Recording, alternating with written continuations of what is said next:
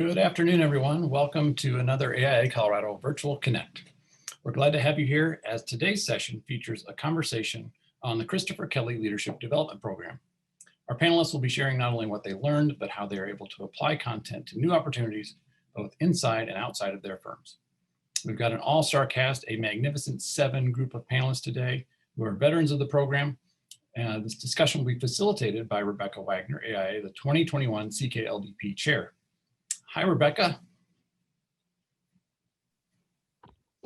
Hi, good afternoon. Good afternoon. Thanks for coordinating this effort today and inviting your colleagues to join us. I'll ask them now to turn their camera and microphone on, and you can introduce them and we'll get right to it. This program, by the way, is eligible for CES learning units for our members. And as always with Virtual Connects, thanks to our generous support of our sponsors and partners, it is free to members. So Rebecca and crew, take it away. Thanks so much, Mike. We'll be introducing everyone at different points in this presentation, but first I wanted to give a high-level definition of what the CKLDP is. It's a long name, so we often abbreviate it, but it's the Christopher Kelley Leadership Development Program, and it's a competitive program that runs from January to October for 16 emerging professionals. And this class gathers once a month for a half-day session where they strengthen and practice their leadership skills, learn from different experts, and expand their network. It's part of a nationwide grassroots effort. I think right now there are somewhere between 9 and 10 different chapters across the country. Each year, the program is run by an executive committee, which is made up of past scholars. So as Mike said, I was the past chair this past year, and I will now be the chair emeritus as an advising role. And our new chair is Mark Beaver. Our new vice chair is Leah Gordon. We have a marketing director, Rafael Chavez, and a new treasurer, Ben Burkhart. So as I said before, it's made up of 16 scholars, which are emerging professionals. And to define emerging professional, we describe it as someone who has graduated with a degree in architecture and is either not yet licensed or within 10 years of receiving their professional license.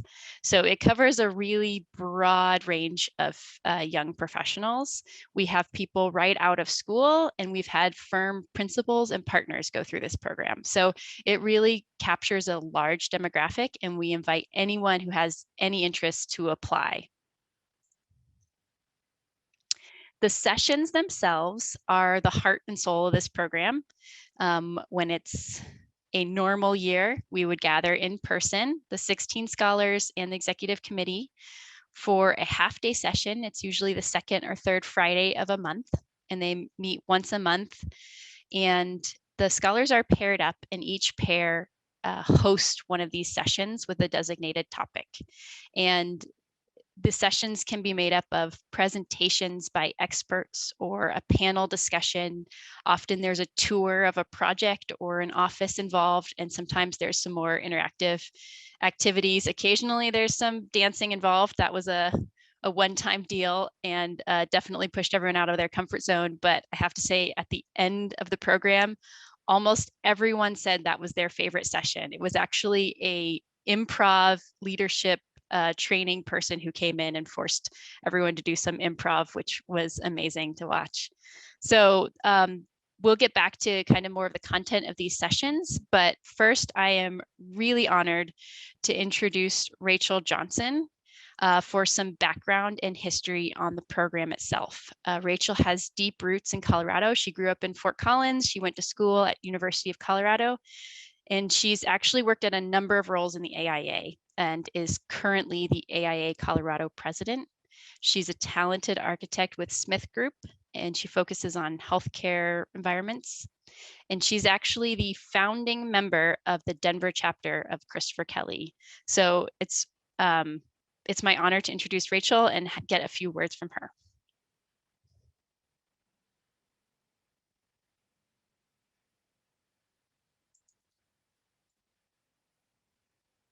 Rachel, you're still on mute. Thanks. Double muted. You'd think a year in we'd have this under control. All right, thanks, Becca. This is my passion project. This is my favorite program here at AIA Colorado. And I say that a little bit selfishly. I was a scholar back in DC, and I got to participate in bringing this to Colorado as well. But a little bit of background, if you want to go to the next slide, Becca, so we don't have to look at my face. Great, that's a more handsome face. All right, this is Christopher. Christopher was a very hotshot young architect in the DC area. He served on national AIA committees and served as a YAF, Young Architects Forum member, for quite a while. Sadly, very quickly and suddenly, Christopher passed away, and he left a daughter and a wife, and a professional community that really was at a loss for what to do and fill his shoes. Ironically, at the same time, AIADC was searching for a leadership program. So they have some mentorship programs over there, but really there was a gap in their curriculum, I guess you'd say. So in the search of a leadership program, they found a person they might model that after. So a couple of Christopher's buddies from the YAF committee on the national level also were working on this project in AIADC and started a program in his name. So that's something I always like to impress upon new scholars or existing scholars or big time graduates from this program, is that we are really following in big footsteps. And that's why his name marks our very long program title. And we like to keep it that way. We like to honor him when we can, because he's a pretty huge role model here. So Chris was, like I said, a star young architect, and his friends, so Ryan, Sean, and Shannon, who were the three founders back in DC, who have actually spoken at our Denver program or our Colorado program. Basically, each year we have one of them come and speak to the new class. But they created a program with the help of AIADC and some folks in that area.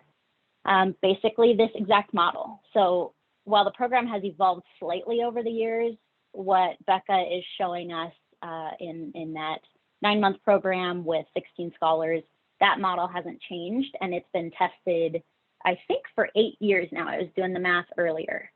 So when I lived in DC, I was a scholar in year 2, so their second year program in 2014, 2015 school year, basically, the CKLDP program year.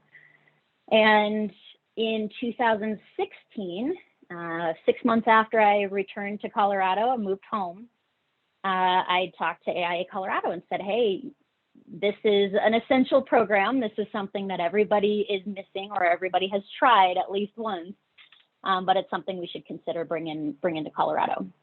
And I know the people to do it, and I will help. So AIA Colorado said, great, we're working on another leadership program right now. So they were developing the 5x5 program, the mentorship program at the time. And I basically said, can I, in tandem, create this CKLDP expansion program from the DC original CKLDP?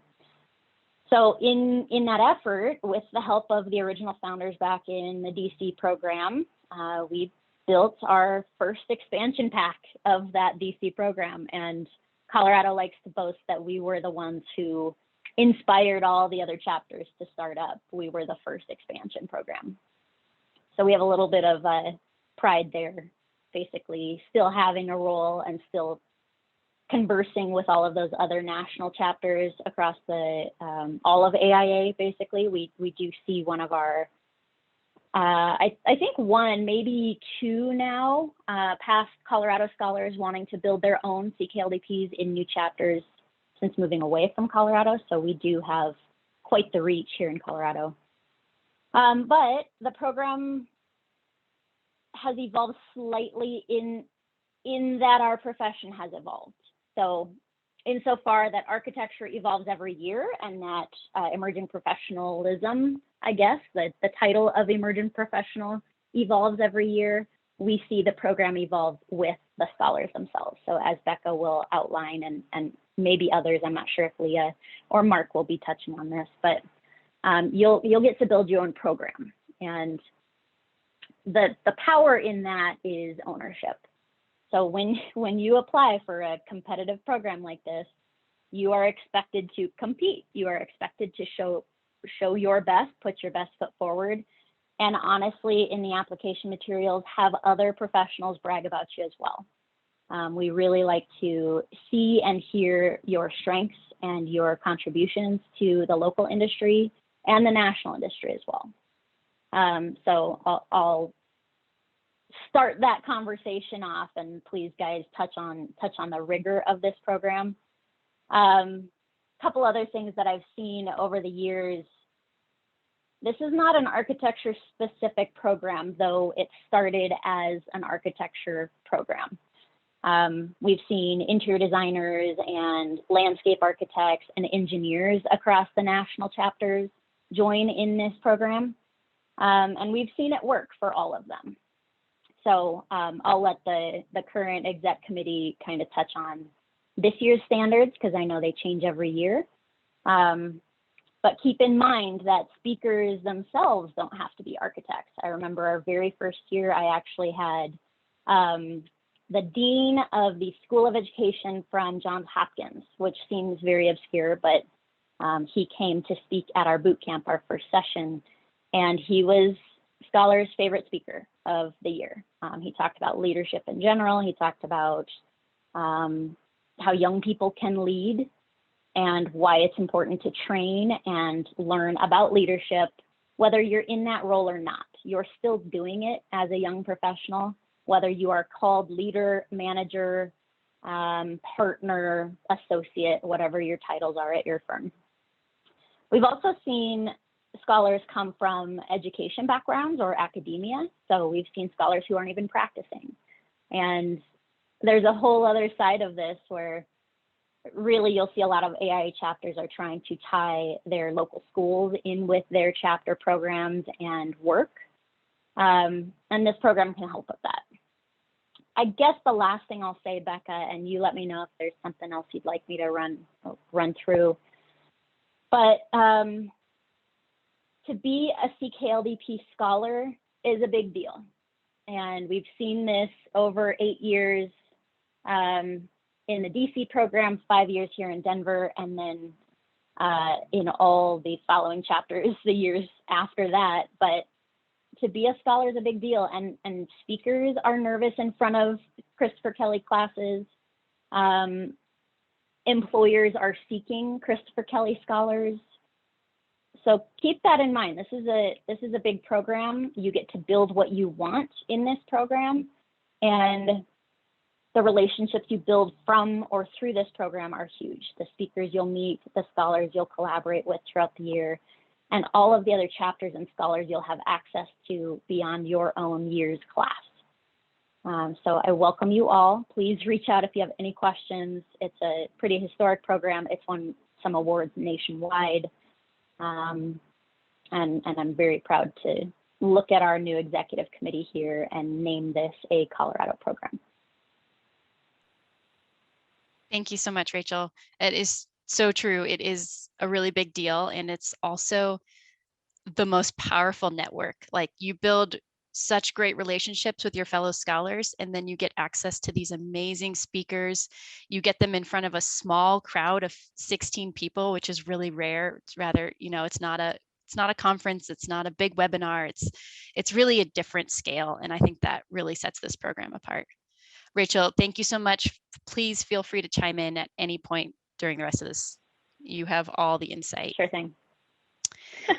All right, I'm going to do a quick overview of this past year, and then we will have a panelist of past scholars have some Q&A, and then it'll be open for audience Q&A.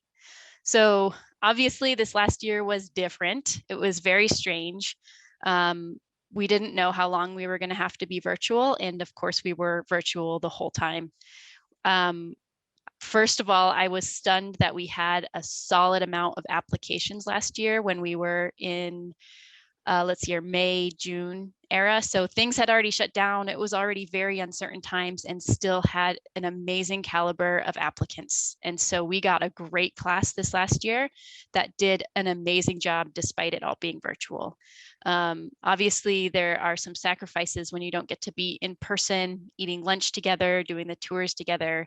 But to compensate for that, they brought in really big name speakers. They brought in experts in fields. They used Zoom to their advantage and had breakout sessions to have smaller discussions and debrief conversations and then bring that back to the bigger group.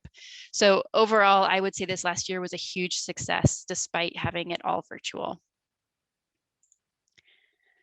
This is our agenda for the whole year. There's a boot camp session, which is planned by the executive committee, and then 8 sessions. So there's a pair of scholars that hosts each one of these sessions. The executive committee gets to help determine the topics for each session, but then after that, the scholars get to take that topic where they want, where they think it's interesting, what they want to know about, where they have connections to experts in their field. So it's really just a loose framework, and then the scholars get to dig into what they want this program to be. I'm going to start with going in a little deeper to a couple of our first sessions, and then I'll just skim over a few highlights.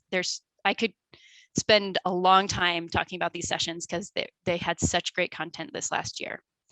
Our very first session is always the hardest because you have the shortest amount of time to plan, but our first session scholars did an amazing job. And like I said, they used the Zoom breakout sessions to their advantage, having smaller group discussions and then bringing that back to the group.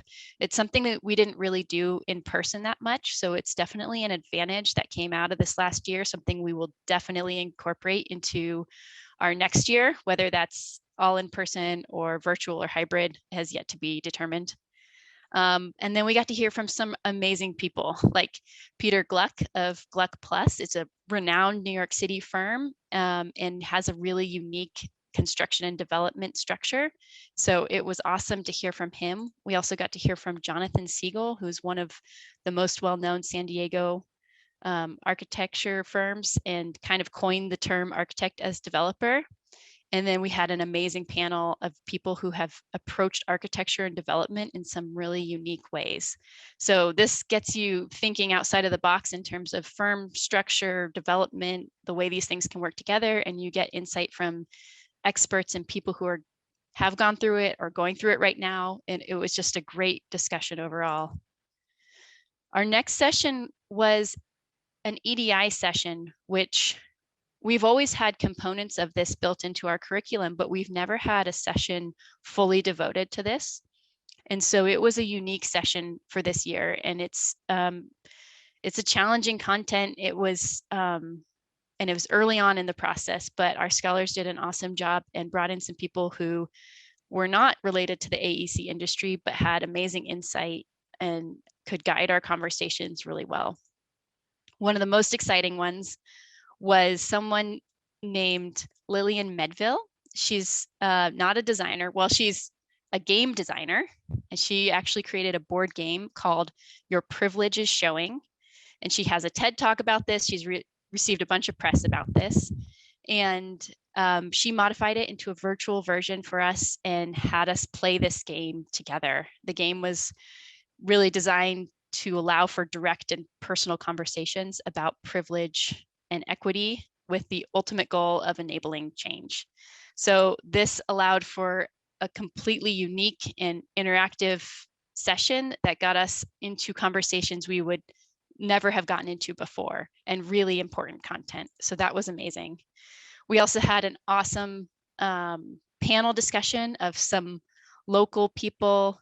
There was architects, but there was also minority advocates. There was some urban planners involved, just talking about how we can build the built environment for equity. So it was a great session, so thought-provoking, so challenging, so inspiring. They also had really good breakout sessions. This one especially was so important to debrief and discuss in smaller groups as we build our own relationships with each other and get that trust and and then we could bring those highlights back to the big group for good discussion. Some of our other highlights, one session was on community engagement, and we got to hear from Albus Brooks, who is a staple here in Denver. He was a former city councilman. He was a former football player for University of Colorado, and he's now a vice president of a development and construction firm. So you can imagine that that background variety gives such insight into the way we want to approach our community, the way we can build community and build with our community. Session 4 was on working together, and we got to hear from people like Chris Shears, local founder and principal of SAR. We got to hear from Enoch Sears, who is globally known for his book and his podcast, The Business of Architecture. And Grace Kim is a founding principal of a Seattle-based firm, Schemata Workshop, which focuses on community, social equity, and sustainability. So there's this amazing balance of hearing from local voices as well as national and even global experts in these different fields. And speaking of global experts, we had the huge honor of hearing from Mushu Softi himself. He was in Mexico and joined us via Zoom and gave us a great presentation along with one of his principals, Jaron Lubin. This was an opportunity that we wanted to share beyond the 16 scholars. So we actually opened this up to all past CKLDP alumni across the nation, and everyone could just tune in and listen to this session with Mushu Softi for an hour. So that was a really, really special, unique opportunity. The last session is always future looking. It's always about the future of architecture. It's definitely one of my favorites. And it always has great speakers. It always ends on a equally challenging, equally inspiring note. The scholars of this one did a great one, having everyone kind of draft a vision statement for themselves or for the future of what they want architecture to be. And it was a great ending point. So again, I could have gone into way more detail, but this is a good highlights of the last year about the different scale and variety of speakers we get to have. I also wanted to mention that this program is fully self-sustaining.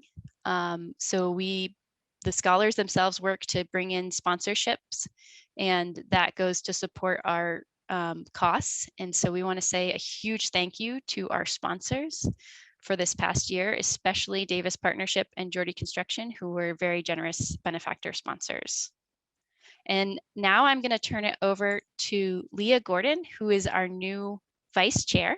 And the vice chair is actually a 3-year commitment. You start off as a vice chair, the next year the chair, and the next year the chair emeritus. So it's a huge commitment. So we're really excited to have Leah. She's going to highlight the schedule for you all. Yeah, hi everyone. Thanks for joining. So I'll just give a quick rundown of some important dates to keep on your radar this coming year. And this is for the program next year, which will start in January of 2022. So we will have the applications open up on November 1st. You'll have a little over a month to complete them. And we have them due by December 6th. So before the holidays, you can have a nice breather after that. And we'll take the following time for the next few weeks to kind of deliberate and put our heads together and figure out who we want to accept into the program. And we will have decisions probably by the end of December. So you'll have enough time to plan for the boot camp session, which is on January 21st. And like Rebecca said earlier, that's a session that the executive committee will be planning. So the scholars will just need to show up.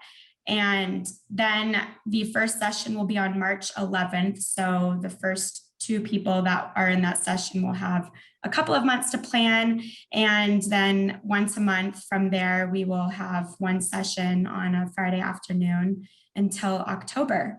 So it moves pretty quickly. Just like this past year, it flew by. And so it's awesome though. And it's honestly a great way to spend your Friday afternoon. Thanks, Leah. Yep. There is more information on the website that you can get to through AIA Colorado. You can just Google the name or the / Christopher Kelley Leadership Development Program. And if you have any further questions, please don't hesitate to reach out to this coming chair, Mark Beaver. His email address is listed here, and we are happy to answer any questions. And now I'm going to hand it over to Mark, who's going to introduce our panelists of past scholars and moderate the Q&A. Thank you, Rebecca. All right, hi, I'm Mark Beaver. I just want to give a little change of pace here. So we've told you about the program and what it's about. So we thought a good way to really give everyone a feel for the program is letting you hear from some of the past scholars.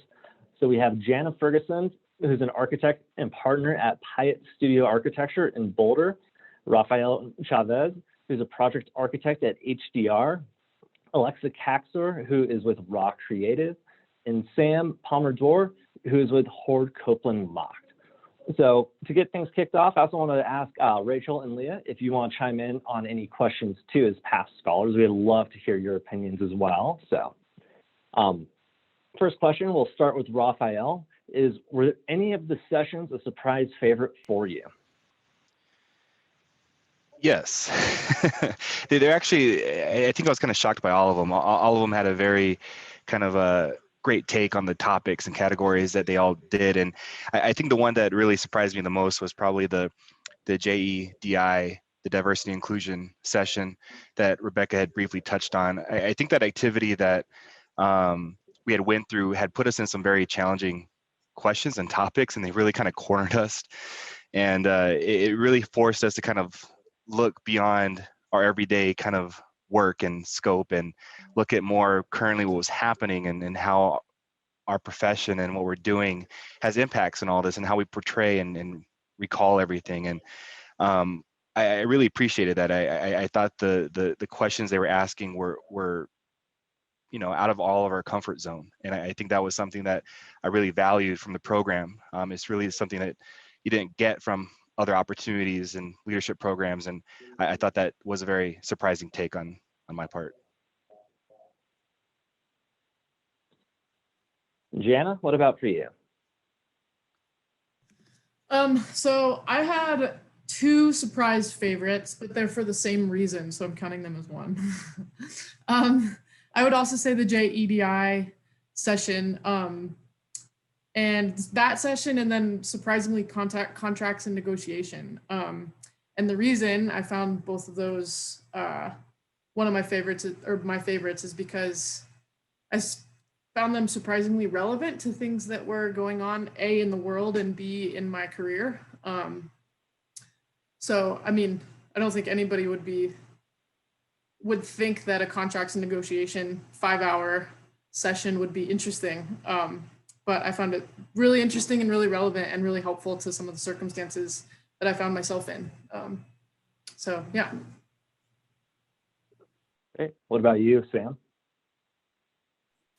I would have to say the last session even, well, amongst many of them, but the choice one was probably the last session, and maybe it's just fresh on my mind, but we had a speaker amongst many others that was a designer for Zaha Hadid Architects, and she's a front-end kind of competition type designer, works with software that I have never opened, but the fact that we're doing the same thing, we're designing buildings, we're designing spaces for people, we're going through the same iterative process with the client, with the city, with the design community, but not just architects. We're talking about planners and sustainability professionals, engineers, again, community boards, everyone. So realizing that this happens across the world, not just in Denver in our small environment.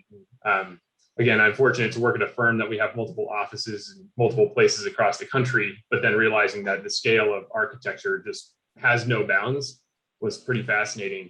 Not only that, but just seeing the technology and what is open as far as tools as pretty much being infinite is really spectacular and motivating. That's great. Alexa, what about for you? Yeah, I also had two.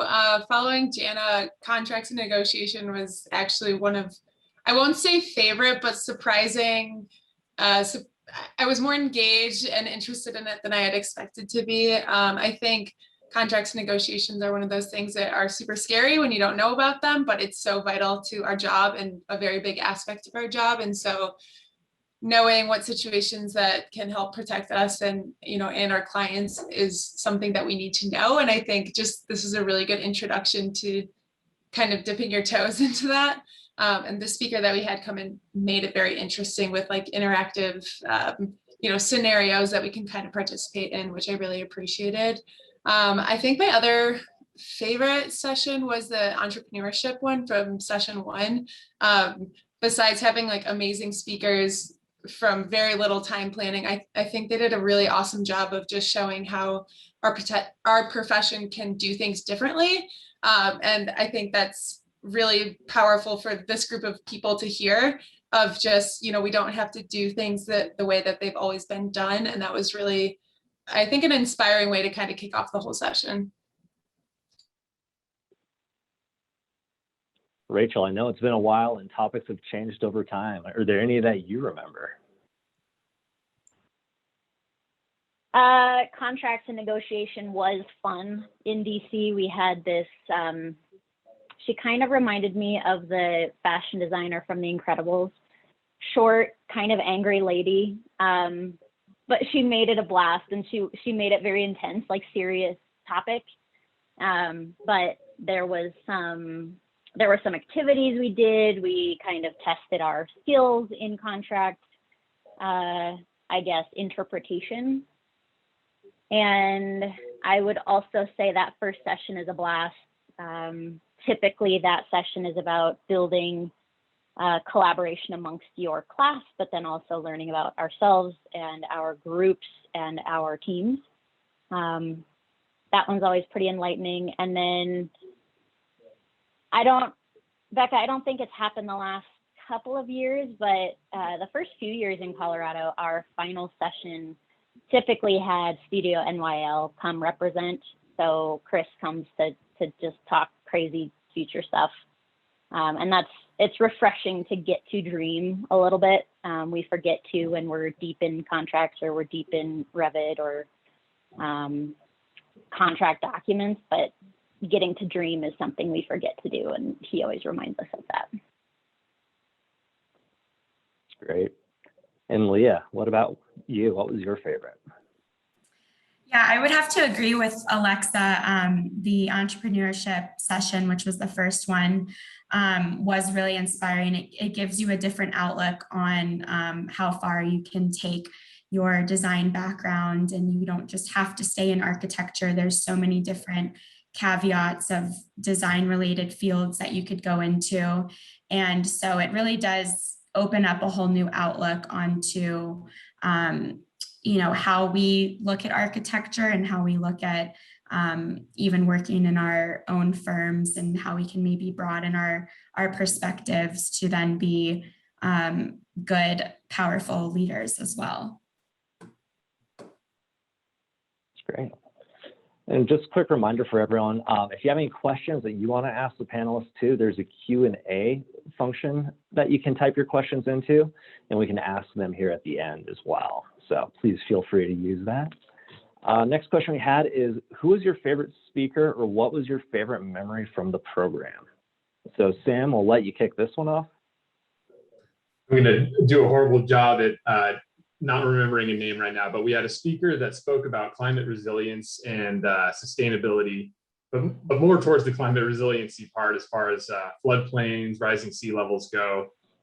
He was not an architect, he was actually a researcher, and he has developed software programs for various agencies that essentially develop a threat and risk indicator for sea level change, for imminent danger, that kind of thing. And not that I'm crazy interested in the defense and that region, but he works with the Defense Department as far as national risk assessments and stuff like that. Anyways, it was fascinating to see his overlap with the work that we as architects do in terms of how to mitigate any sort of future impacts. And again, the tools that he used were similar to what we use, and he facilitates conversations with architects We're talking things in like FEMA floodplain areas and coastal plains. And, we all know in New York City and Staten Island and hurricane, we're also forgetting which one that was that just devastated the city. However, huge impacts to tons and millions of people, if not billions, on really low-lying areas. Very important for the environment and pretty much our generation going forward is a daily reminder of these impacts. So that was my kind of runaway favorite and completely unsuspecting and unexpected person to talk to. Great. Yeah, it's kind of a common theme. The sessions that you don't think are going to be the best and the presenters that you're not sure what the topic is going to be usually are the ones that become surprise favorites here. So, Alexa, what about for you? Oh, it's hard to pick just one. I think going back to the entrepreneurship session, all the speakers were great, but actually Lisa Suave, I don't know how to say her name, Suave. Her firm is called Synecdoche, out of Michigan, and for some reason her talk just like has stuck with me. Like I've like seen many talks since she presented with us and like follow her work now because I think it's so amazing. But I think she was inspiring from like a female perspective of like started a firm right out of college and kind of just got shit done, which I really appreciated. And I think what if I could like sum up the program in one sentence, it came from her talk, and it was just do good work and success will follow. And that was just, I've like thought about that many times throughout this past year. And from her work, it's like super evident. And so I think she was one of my favorites because of that. Awesome. Jana. I think my favorite was, and this just kind of sticks out for me, the Mushu Softi lecture. And I think part of it was because right before like the end of 2019, so right before the pandemic started, I went to Jerusalem and got to see Yad Vashem, which is the museum that he did in Jerusalem. And he's just really, really inspiring spaces to be in. And it was cool to hear, I don't think whenever you hear from like a big name architect, it's kind of cool. And then it's also, you kind of realize how human they are and how human we are, even those kind of big star architects, if you will. So yeah, I'd say that was my favorite memory. Great. What about Raphael? I think it was probably Mr. Peter Gluck. He kind of caught us all off guard with it being one of the first sessions, and I think he just kind of like steamrolled through architecture and kind of completely laid down the foundation for what he does with his firm and how he sees architecture. And he said a lot of things I probably can't say on this webinar right now, but it was very eye-opening and very refreshing, because you hear on a lot of different webinars views and perspectives, and it's always like, I agree with this, I agree with that, I think this. And the thing that was very refreshing was he was basically, I don't agree with anything, and this is why.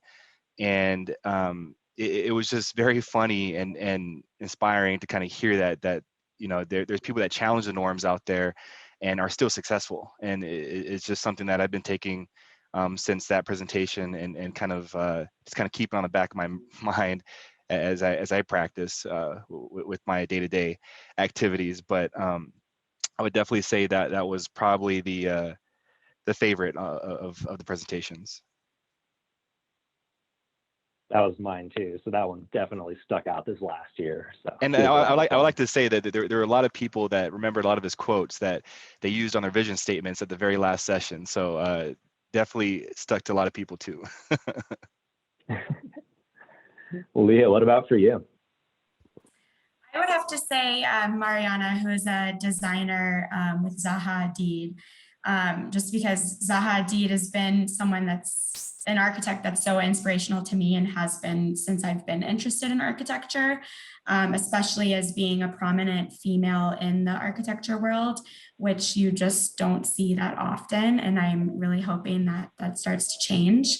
But she really harped on the fact that she had these crazy ideas, and sometimes people in school were looking at her weird, and people always didn't believe in her, but she stuck with it. And now she's working for Zaha and creating some pretty badass buildings. And so I think it just goes to show, like, stick to what you know and don't let anyone tell you otherwise. And it was inspirational, especially to hear from another female architect that, you know, don't let anyone bring you down or, you know, stomp on your models that you've been staying up all night for to build. And what about for you, Rachel? That's a really tough question. I think we see maybe between 20 and 40 speakers per session, per program year, I guess.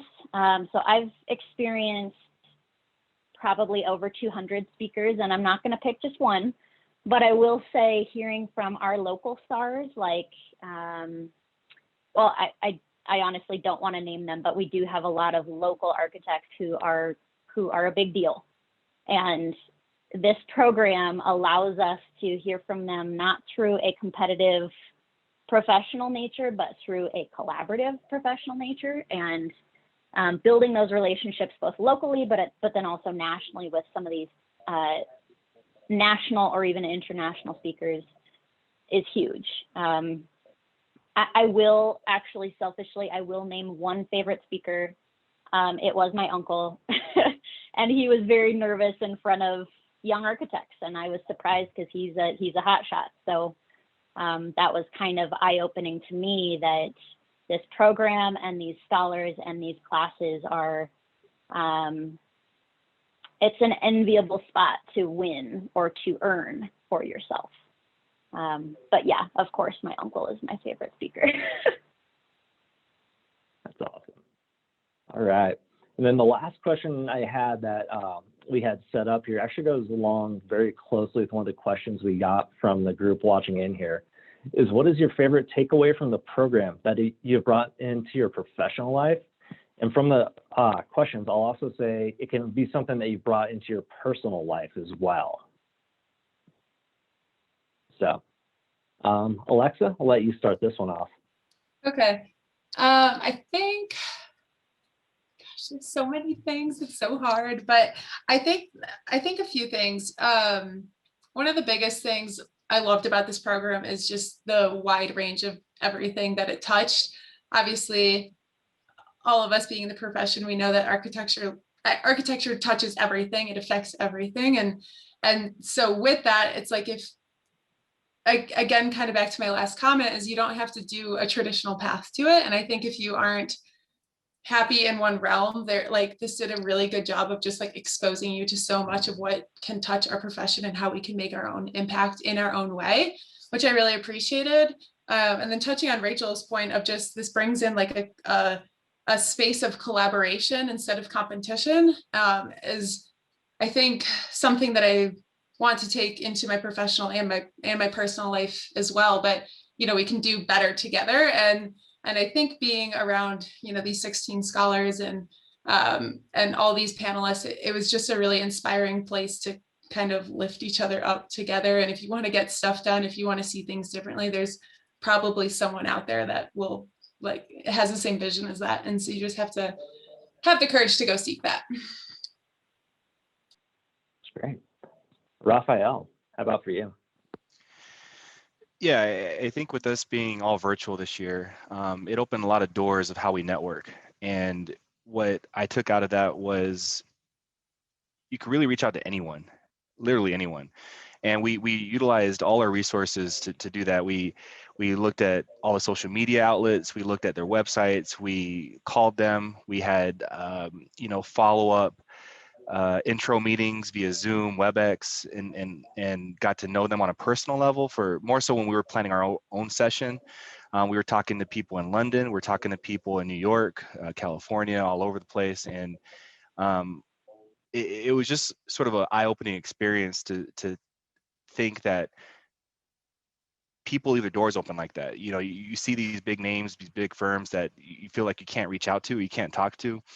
And that's completely untrue. I mean, you give it a try, you reach the right people, you kind of get through your contacts to get to a certain point. And as soon as you make that first call, people are so open to help out and connect you. And it was the same thing when they got Sadafi to do their presentation. I mean, someone reached out to their contact at that firm. It got them presentation that set them up for that that presentation. And I think it was something that I think was very rewarding. I mean, I do it now after the program has ended. I start to reach out to everyone to get ideas and network. And so I think that was probably the biggest thing I took away from the program. Great. Jana. So I think as a young professional, and I only started to realize this, kind of during the program and afterwards, that what I feel like one of the most important things as a young professional is to look for opportunities to expand your frame of reference. And that can be as it relates to how things are currently done in the field, how they could be done, and how people within the profession are trying to change things. So they serve the public, they serve the clients, they serve everybody a little bit better. And I think, so I would say that the thing that the program did the most for me was really expanded my frame of reference, and kind of showed me that there's not one way to do things. Every single person that presented does things differently and thinks of things differently and has different approaches. And I think there's a lot of value in that. And I think just that boosted my confidence, because then I don't constantly feel like I'm doing something wrong, because there's so many different ways to accomplish the same thing. Great. Sam, how about for you? I would pretty much almost copy Raphael's answer. Mostly the biggest thing that we're all humans. And I think the biggest takeaway, especially maybe it's just a little bit over the last year, is that, you get to see a glimpse of people's personal lives, their home lives, and whether that's good or a bad thing is another story. But ultimately, if you reach out to someone, people are willing to talk to you. And for the longest time, and still, kind of think that there's a wall between us and big architects or big architecture firms, or on a daily basis, you think the building department has like a big wall. And frankly, yes, some are a huge wall to get through. But ultimately, if maybe you need to reach out to the building department to pick up a comment response or something like that, calling them, they're willing to talk through an issue in order to reduce their burden on the backside. So just realizing that people are humans, people are willing to talk, there's empathy and understanding everyone's situation. And, even just understanding where people come from. So again, where Jana's saying, everyone has a different frame of reference, everyone has a different way of doing something or the same thing. Really kind of getting that humanizing potential, to me at least, brings a huge understanding both of my professional and personal life. A lot of patience has been gained everywhere. That's great. And Leah.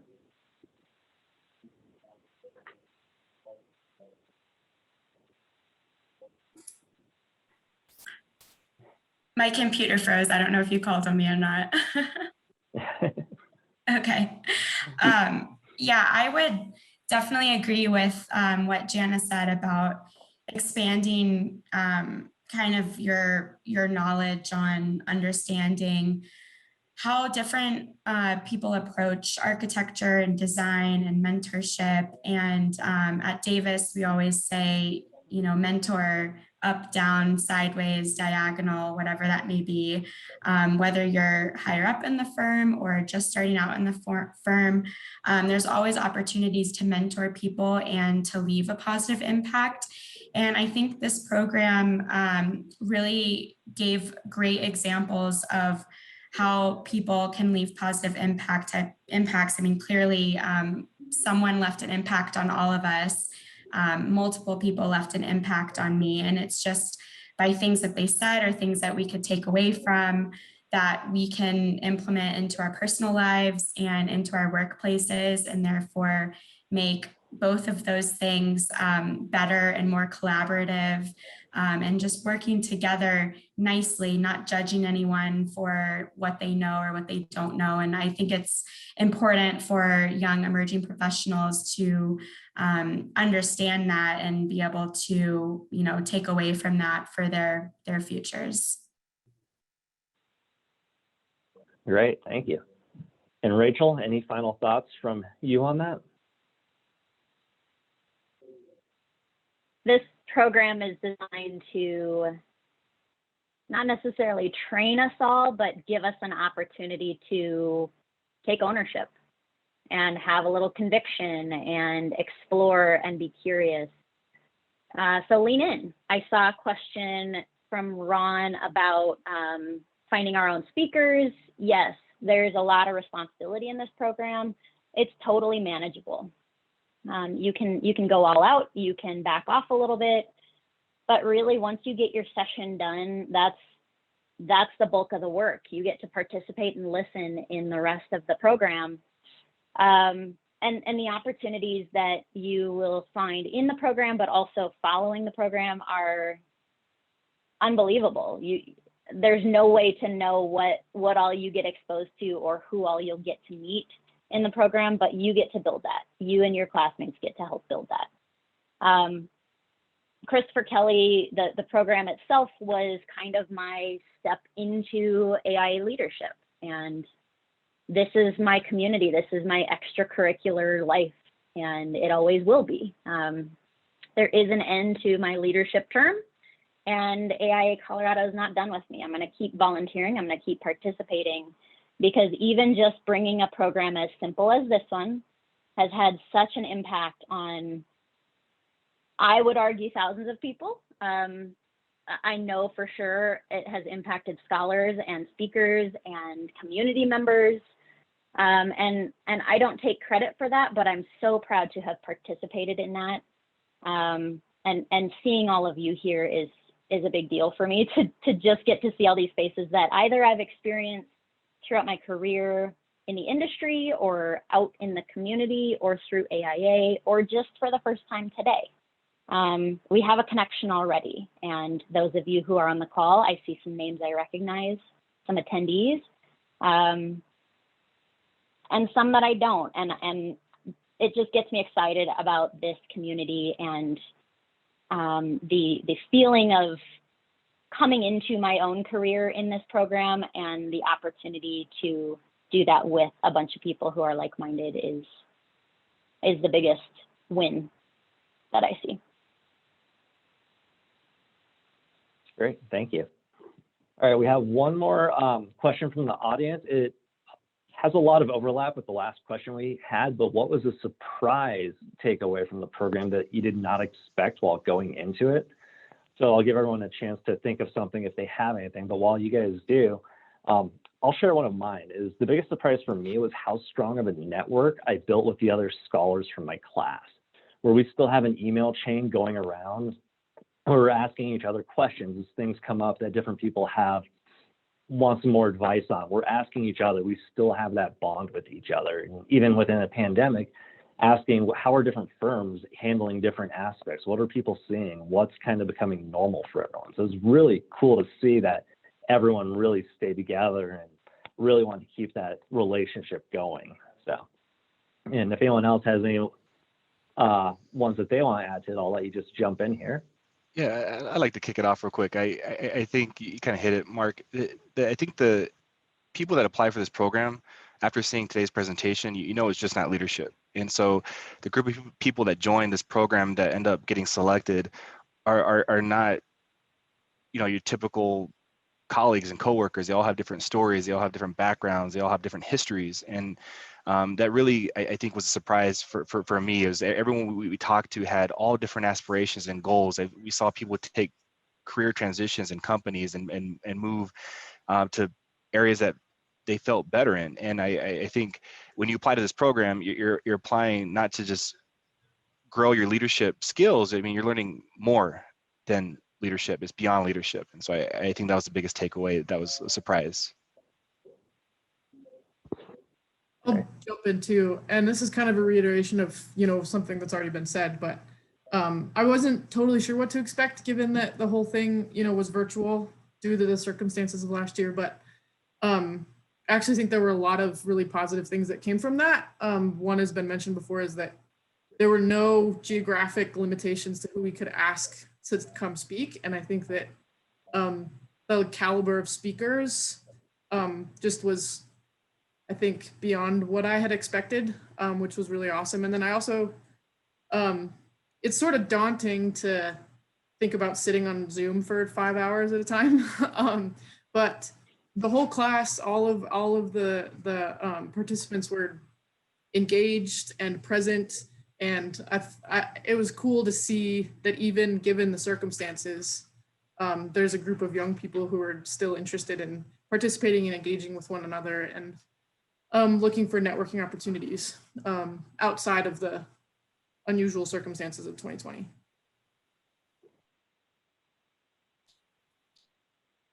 I'd also kind of, sorry, Rachel, or Rebecca, if you're gonna unmute and mute, sorry.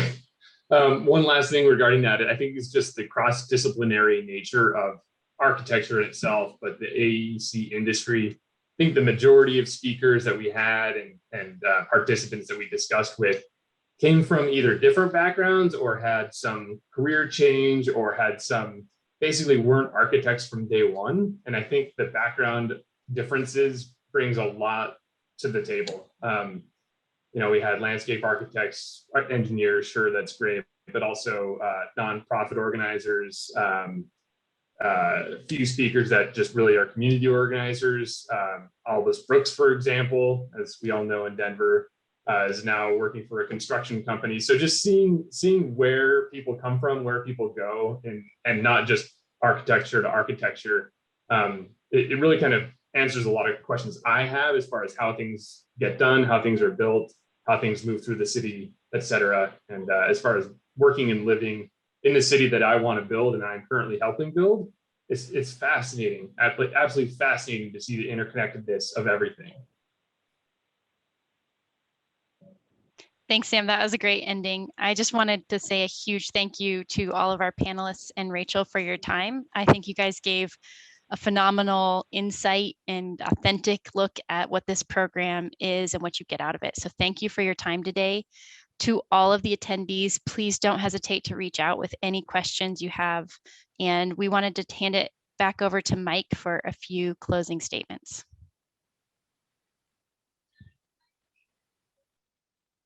Thanks, everybody. As always, an inspiring look back at what you've learned and what your future plans are. We're just proud of you as your professional association to see what lies in store for the future. And we're gearing up for the next session, which will be the slight shift this year, as you saw in Rollo's calendar notes, is we're going to the calendar year instead of the mid-year class size. So I think everybody needs to understand how much this group pivoted and persevered under some challenging circumstances to still be engaged and inspired. Our staff liaison to this group said that every Friday without fail, the whole group showed up and they stayed riveted to their screens and engaged the entire time. And so that's tough to do on screen, but you guys did it because you put together a program that merited that level of engagement. So thanks for doing that. And I hope everybody listening today has their interest piqued. If you have not yet participated and would like to in the future and be one of these scholars, we'll be opening it back up again this fall. So look for that. And finally, we just want to thank everyone for joining us today. We know you're busy and we know there's a lot of challenges for your time. So next Wednesday, if you're interested in continuing our conversation, we have a virtual connect that features a case study on safeguarding the job site, public, and firm. We've got industry experts from USI Insurance Services. We'll talk about how improved project management and execution can prevent some really challenging circumstances. So that's coming up next, and we've got a full slate for the rest of the year. Thanks again, everybody, and have a great rest of the week.